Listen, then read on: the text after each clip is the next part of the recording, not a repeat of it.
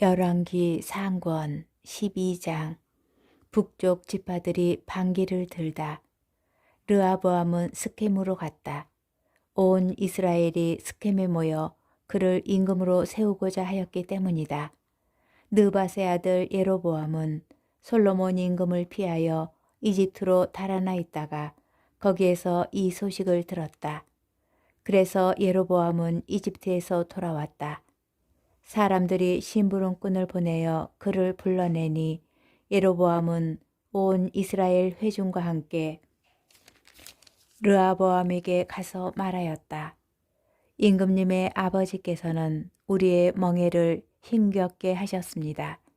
이제 임금님의 아버지께서 지으신 힘겨운 일과 무거운 멍에를 가볍게 해 주십시오. 그러면 우리가 임금님을 섬기겠습니다. 그러자 르하보암은 그들에게 돌아갔다가 사흘 뒤에 다시 나에게 오시오 하고 말하였다. 이 말에 백성은 돌아갔다. 르하보암 임금은 자기 아버지 솔로몬이 살아있을 때에 그를 받들던 원로들을 불러 저 백성에게 어떻게 대답해야 할지 의견을 듣고 싶소 하고 의논하였다. 그러자 그들이 대답하였다. 오늘 임금님께서 저 백성의 종이 되어 그들을 섬기고자 하시면 그들에게 좋은 말씀으로 대답해 주십시오. 저 백성이 언제나 임금님의 종이 될 것입니다. 그러나 임금은 원로들이 내놓은 의견을 버리고 그 대신 자기와 함께 자란 젊은이들로서 자기를 받드는 자들과 의논하면서 그들에게 물었다. 나에게 임금님의 아버지께서 우리에게 메우신 멍에를 가볍게 해주십시오 하고 청하는 저 백성에게 우리가 어떻게 대답해야 할지 그대들의 의견을 듣고 싶소. 그러자 임금과 함께 자란 젊은이들이 이렇게 대답하였다. 임금님의 아버지께서 메우신 멍에가 무거우니 그것을 가볍게 해주십시오 하고 청하는 저 백성에게 임금님께서는 이렇게 대답하십시오. 이런 식으로 말입니다. 내 새끼손가락이 내 아버지의 허리보다 굵소.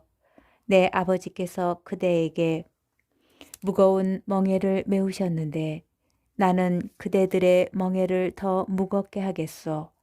내 아버지께서는 그대들을 가죽 채찍으로 징벌하셨지만 나는 갈고리 채찍으로 할 것이요. 임금이 사흘 뒤에 다시 오라고 이른 대로 예로보암은 온 백성과 함께 사흘째 되는 날에 르하보암에게 갔다. 임금은 원로들이 내놓은 의견을 버리고 백성에게 거칠게 대답하였다. 그는 젊은이들의 의견대로 백성에게 말하였다. 내 아버지께서 그대들의 멍에를 무겁게 하셨는데 나는 그대들의 멍에를 더 무겁게 하겠소. 내 아버지께서는 그대들을 가죽 채찍으로 징벌하셨지만 나는 갈고리 채찍으로 할 것이요. 임금이 이처럼 백성의 말을 들어주지 않은 것은 주님께서 일을 그렇게 돌리셨기 때문이다. 주님께서는 실로 사람 아이야를 통하여 느밧의 아들 예로보암에게 하신 말씀을 이루시려고 이 일을 그렇게 하신 것이다. 온 이스라엘은 임금이 자기들의 말을 들어주지 않은 것을 보고 임금에게 대답하였다. 우리가 다윗에게서 얻을 몫이 무엇이냐? 이사이의 아들에게서 받을 상속 재산이 없다. 이스라엘아, 내 천막으로 돌아가거라. 다윗아, 이제 내 집안이나 돌보아라. 그러고 나서 이스라엘은 자기 천막으로 돌아갔다. 그러나 유다의 성읍들에 살고 있는 이스라엘 자손들은 르하보암이 다스리게 되었다. 르하보암 임금이 부역 감독 아도람을 보내자 온 이스라엘은 돌을 던져 그를 죽여버렸다. 그러자 르하보암 임금은 서둘러 병거에 올라타고 예루살렘으로 도망쳤다. 이렇게 이스라엘은 다윗 집안에 반역하여 오늘에 이르렀다. 남과 북이 갈라지다. 온 이스라엘은 예로보암이 돌아왔다는 소식을 듣고 사람을 보내어 그를 집회에 불러서 온 이스라엘의 임금으로 세웠다. 유다 지파 말고는 아무도 다윗 집안을 따르지 않았다. 르하보암은 예루살렘으로 돌아와 온 유다 지방과 베냐민 지파의 동원령을 내려 정병 18만을 모았다. 이스라엘 지방과 싸워 솔로몬의 아들 르하보암의 왕권을 되찾으려는 것이었다. 그런데 하느님의 사람 스마야에게 하느님의 말씀이 내렸다. 유다 임금 솔로몬의 아들 르하보암과 온 유다와 베냐민 지방과 나머지 백성에게 이렇게 말하여라. 주님이 이렇게 말한다. 너희는 동족인 이스라엘 자손들에게 올라가 그들과 싸워서는 안 된다. 저마다 집으로 돌아가거라. 이렇게 된 것은 나의 뜻이다. 그러자 그들은 주님의 말씀을 듣고서 모두 주님 말씀대로 돌아갔다. 예로보암은 에프라임 산악지방에 스켐을 세우고 거기에서 살다가 그곳에서 나와 푸누엘을 세웠다. 예로보암은 마음속으로 이런 생각을 하였다. 어쩌면 나라가 다윗 집안으로 돌아갈지도 모른다. 이 백성이 예루살렘에 있는 주님의 집에 희생 제물을 바치러 올라갔다가 자기들의 주군인 유다 임금 르하보암에게 마음이 돌아가면 나를 죽이고 유다 임금 르하보암에게 돌아갈 것이다. 그래서 임금은 궁리 끝에 금송아지 둘을 만들었다. 그리고 백성에게 이렇게 말하였다. 예루살렘에 올라가는 일은 이만하면 충분합니다. 이스라엘이여, 여러분을 이집트 땅에서 데리고 올라오신 여러분의 하느님께서 여기에 계십니다. 그러고 나서 금송아지 하나는 베텔에 놓고 다른 하나는 단에 두었다. 그런데 이 일이 죄가 되었다. 백성은 금송아지 앞에서 예배하러 베텔과 단까지 갔다. 임금은 또 산당들을 짓고 레위의 자손들이 아닌 일반 백성 가운데에서 사제들을 임명하였다. 예로보암은 8째 달 15셋 날을 유다에서 지내는 축제처럼 축제일로 정하고 제단 위에서 제물을 바쳤다. 이렇게 그는 베텔에서 자기가 만든 송아지들에게 제물을 바치고 자기가 만든 산당의 사제들을 베텔에 세웠다. 임금은 자기 마음대로 정한 달인 8째 달 15셋 날이 되면 베텔에 세운 제단에 올라갔다. 그는 이스라엘 자손들이 지킬 축제일을 이렇게 정하고 그 제단에 분향하러 올라갔던 것이다. 열왕기 상권 13장. 베텔의 제단이 무너지다. 예로보암이 제단 옆에 서서 분향하려고 하는데 마침 하느님의 사람이 주님의 말씀에 따라 유다에서 베텔로 왔다.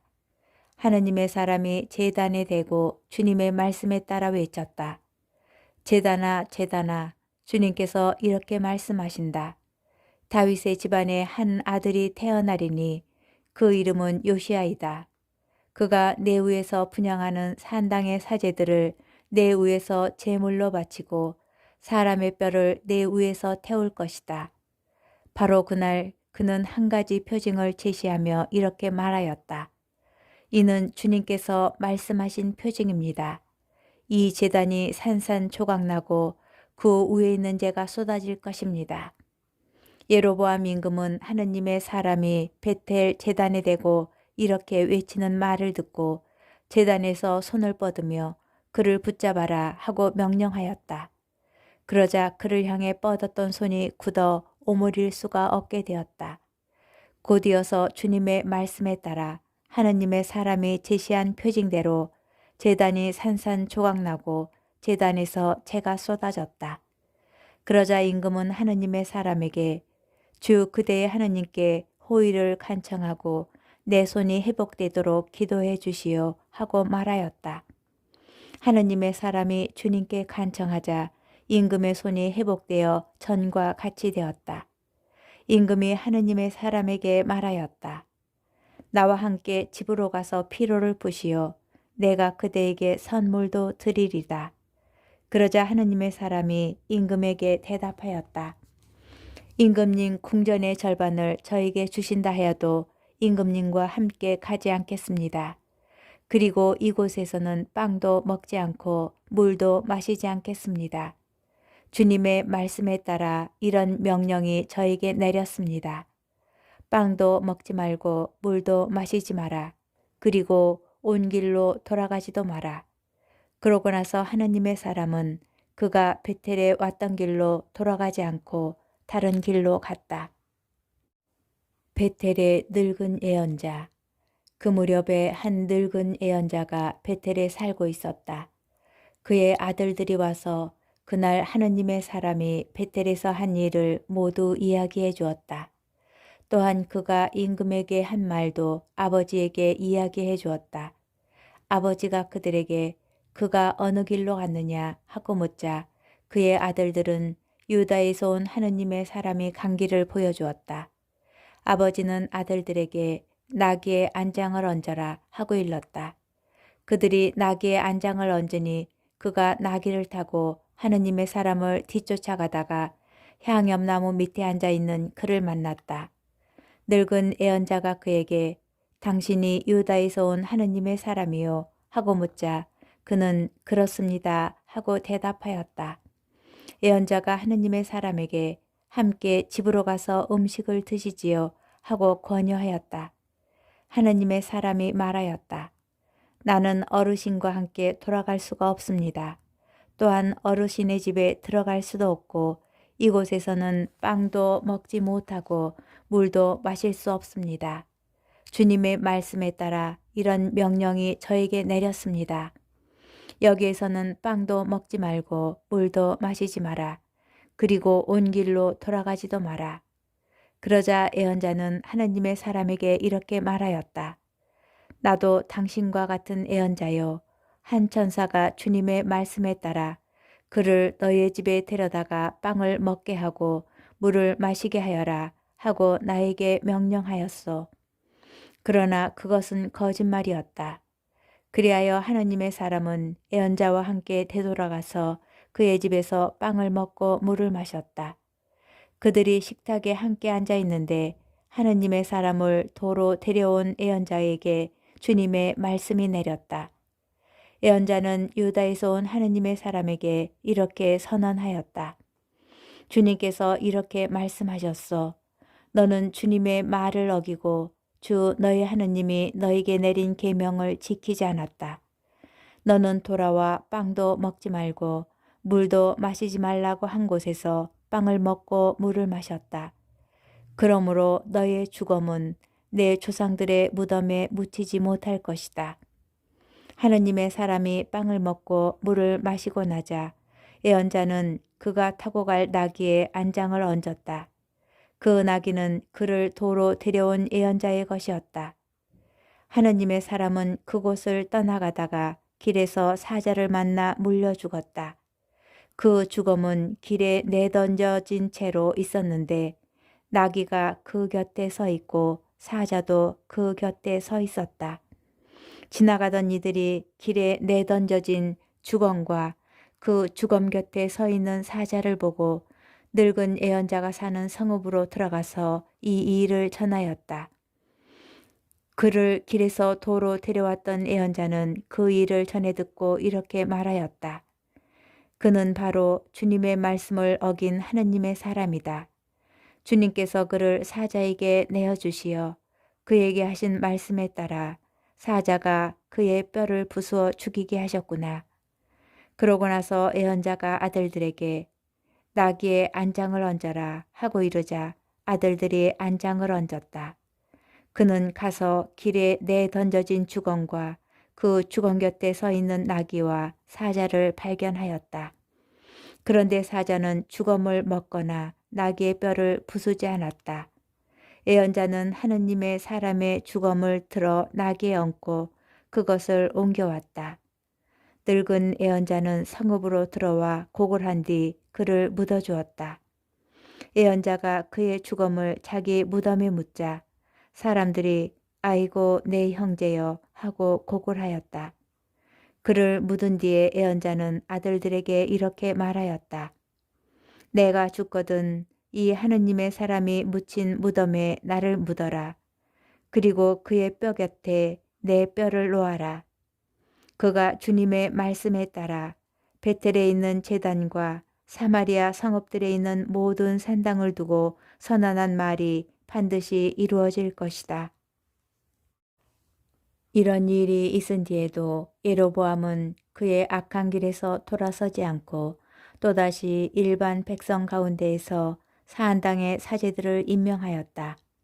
그는 원하는 사람은 누구에게나 직무를 맡겨 사한당의 사제가 될 수 있게 하였다. 예로보암 집안은 이런 일로 죄를 지어 마침내 멸망하여 땅에서 사라지게 되었다. 열왕기 상권 14장. 예로보암의 아들이 죽다. 그때 예로보암의 아들 아비야가 병이 들자 예로보암이 아내에게 말하였다. 자, 당신이 예로보암의 아내라는 것을 알아보지 못하게 변장하고 실로로 가시오. 그곳에는 아이야라는 애언자가 있는데 그가 바로 나에게 이 백성을 다스리는 임금이 될 것이라고 일러준 사람이요.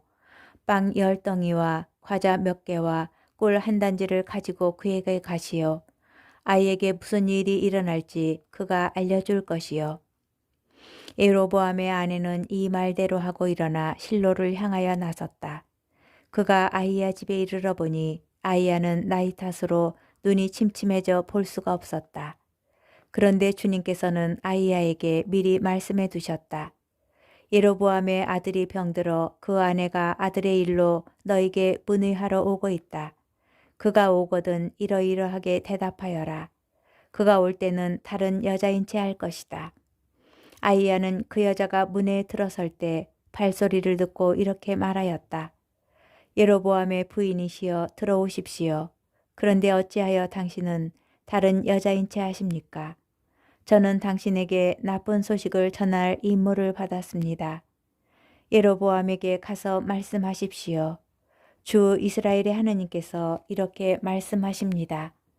내가 너를 백성 가운데에서 들어높여 내 백성 이스라엘의 영도자로 세우고 다윗 집안에서 나라를 떼어 너에게 주었다.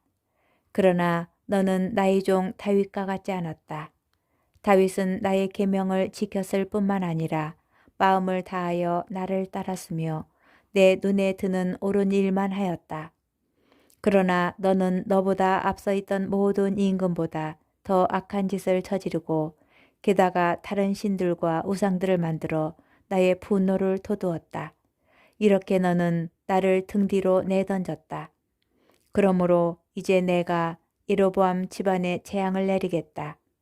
예로보암에게 속한 사내는 종이든 자유인이든 이스라엘에서 잘라버리겠다. 그리하여 똥거름을 말끔히 치우듯이 나는 예로보암 집안을 치워버리겠다.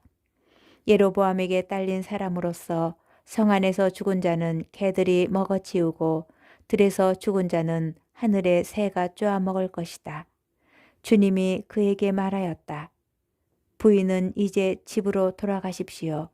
부인의 발이 성읍에 들어서자마자 아이는 죽을 것입니다. 온 이스라엘이 그를 위하여 곡을 하고 그를 묻을 것입니다. 예로보암에게 딸린 자 가운데 그 아이만 무덤에 갈 수 있을 것입니다. 예로보암 집안에서 그 아이만 주 이스라엘의 하느님께 좋게 보였기 때문입니다. 주님께서는 이스라엘을 다스릴 다른 임금을 일으키실 터인데 그가 예로보암 집안을 잘라버릴 것입니다. 주님께서는 이스라엘을 지져서 갈대가 물속에서 흔들리는 것처럼 만들어 놓으실 것입니다. 주님께서 그들의 조상들에게 주신 이 좋은 땅에서 이스라엘을 뽑아 그들을 유프라테스강 저쪽으로 흩어버리실 것입니다. 그들이 아세라 목상들을 만들어 주님의 분노를 돋우었기 때문입니다. 예로보암이 혼자만 지은 것이 아니라 이스라엘까지도 죄짓게 한 그 죄 때문에 주님께서는 이스라엘을 넘겨버리실 것입니다. 예로보암의 아내는 일어나서 그곳을 떠나 티르차로 돌아갔다. 그가 집 문지방에 들어서자마자 아이가 죽었다. 온 이스라엘은 그를 묻고 그를 위하여 곡을 하였다. 주님께서 당신 종 아이야 애언자를 통하여 하신 말씀 그대로였다. 예로보암이 죽다. 예로보암의 나머지 행적 곧 그가 전쟁을 어떻게 치르고 나라를 어떻게 다스렸는지에 관해서는 이스라엘 임금들의 실록에 쓰여 있다. 예로보암이 다스린 기간은 22해이다. 그가 자기 조상들과 함께 잠들자 그의 아들 나답이 그 뒤를 이어 임금이 되었다. 르하보암의 유다 통치. 한편 유다에서는 솔로몬의 아들 르하보암이 다스리고 있었다. 르하보암은 41살의 임금이 되어 주님께서 당신의 이름을 두시려고 이스라엘의 모든 지파에서 선택하신 도성 예루살렘에서 17해 동안 다스렸다. 그의 어머니 이름은 나아마인데 암몬 여자였다.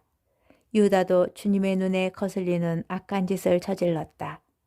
그들이 지은 죄는 자기 조상들이 지은 모든 죄보다 더 커서 주님의 격정을 불러일으켰다. 그들 역시 높은 언덕과 푸른 나무 아래마다 산당과 기념기둥과 아스레아 목상들을 세웠다.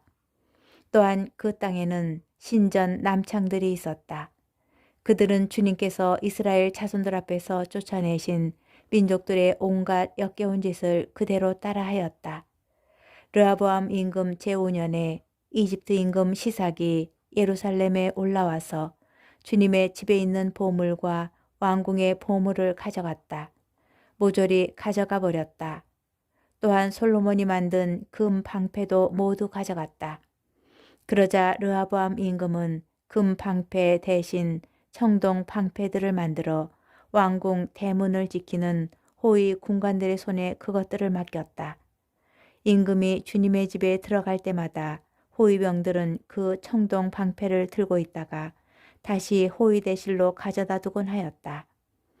르하보암의 나머지 행적과 그가 한 모든 일은 유다 임금들의 실록에 쓰여 있지 않은가. 르하보암과 에로보암 사이에는 늘 전쟁이 있었다.